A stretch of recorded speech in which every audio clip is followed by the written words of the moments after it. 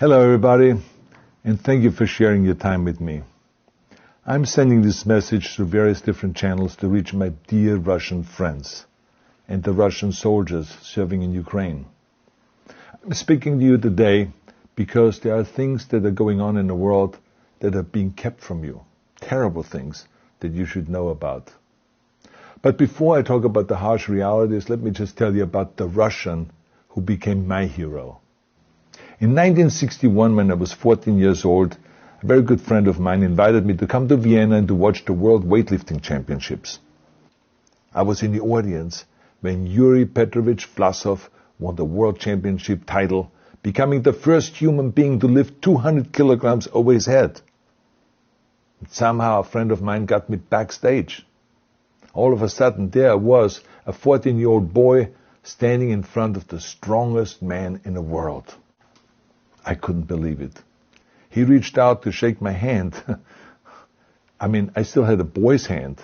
He had this powerful man's hand that swallowed mine. But he was kind, and he smiled at me. I will never forget that day. Never.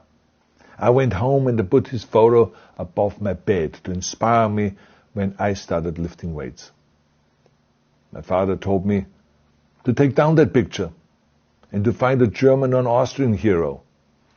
He got really angry, and we argued back and forth. He didn't like Russians because of his experience in the Second World War.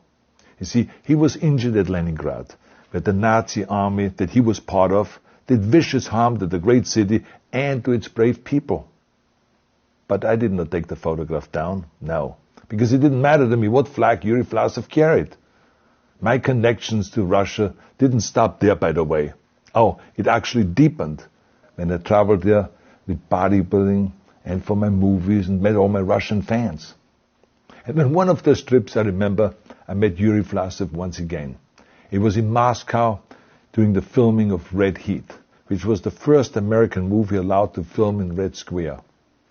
Now, he and I spent the whole day together. He was so thoughtful, so kind, and so smart, and, of course, very giving. He gave me this beautiful blue coffee cup. And ever since then, I've been drinking my coffee out of every morning. Now, the reason why I'm telling you all of those things is that ever since I was 14 years old, I've had nothing but affections and respect for the people of Russia. The strength and the heart of the Russian people have always inspired me. And that is why I hope that you will let me tell you the truth about the war in Ukraine and what is happening there. No one likes to hear something critical of the government. I understand that. But as a longtime friend of the Russian people, I hope that you will hear what I have to say.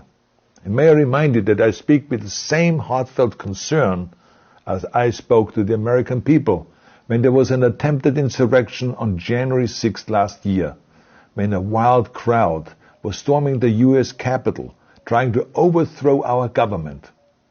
You see, there are moments like this that are so wrong, and then we have to speak up. And it's exactly the same with your government. I know that your government has told you that this is a war to denazify Ukraine. Denazify Ukraine? This is not true. Ukraine is a country with a Jewish president, I might add, whose father's 3 brothers were all murdered by the Nazis. You see, Ukraine did not start this war. Neither did nationalists or Nazis.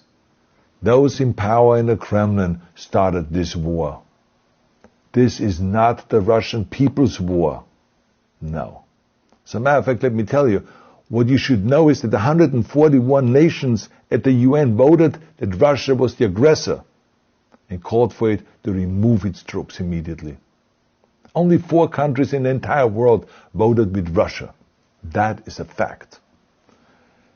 See, the world has turned against Russia because of its actions in Ukraine. Whole city blocks have been flattened by Russian artillery and bombs, including a children's hospital and a maternity hospital. 3 million Ukrainian refugees, mainly women, children and elderly, fled their country, and many more are trying to seek to get out. It is a humanitarian crisis. Because of its brutality, Russia is now isolated from the society of nations. You're also not being told the truth about the consequences of this war on Russia itself. I regret to tell you that thousands of Russian soldiers that have been killed. They have been caught between Ukrainians fighting for their homeland and the Russian leadership fighting for conquest. Massive amounts of Russian equipment have been destroyed or abandoned. The destruction that Russian bombs are raining down upon innocent civilians has so outraged the world that the strongest global economic sanctions ever taken have been imposed on your country. Those who don't deserve it on both sides of the war will suffer. The Russian government has lied not only to the citizens, but to its soldiers. Some of the soldiers were told they were going to fight Nazis. Some were told that the Ukrainian people would greet them like heroes, and some were told that they were simply going on exercise. They didn't even know that they were going into war. And some were told that they were there to protect ethnic Russians in Ukraine. None of this is true. The fact is that Russian soldiers have faced fierce resistance from the Ukrainians who want to protect their families and their country. When I see babies being pulled out of ruins, I think that I'm watching a documentary about the horrors of the Second World War, not the news of the day. Now let me tell you, when my father arrived in Leningrad, he was all pumped up on the lies of his government. And when he left Leningrad, he was broken, physically and mentally. He lived the rest of his life in pain. Pain from a broken back, pain from the shrapnel that always reminded him of these terrible years, and pain from the guilt that he felt. To the Russian soldiers listening to this broadcast, you already know much of the truth that I've been speaking. You've seen it with your own eyes. I don't want you to be broken like my father. This is not the war to defend Russia that your grandfathers or your great-grandfathers fought. This is an illegal war.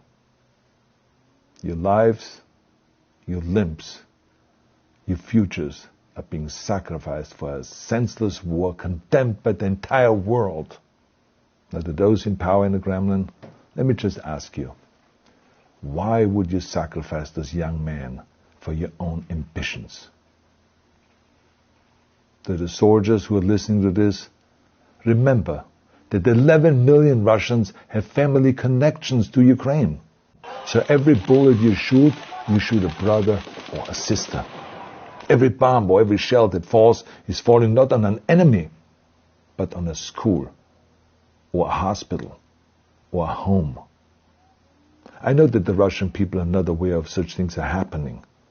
So I urge the Russian people and the Russian soldiers in Ukraine to understand the propaganda and the disinformation that you are being told. I ask you to help me spread the truth. Let your fellow Russians know the human catastrophe that is happening in Ukraine. And to President Putin I say, you started this war. You are leading this war. You can stop this war. Now, let me close with a message to all of the Russians who have been protesting on the streets against the invasion of Ukraine. The world has seen your bravery. We know that you have suffered the consequences of your courage. You have been arrested, you have been jailed, and you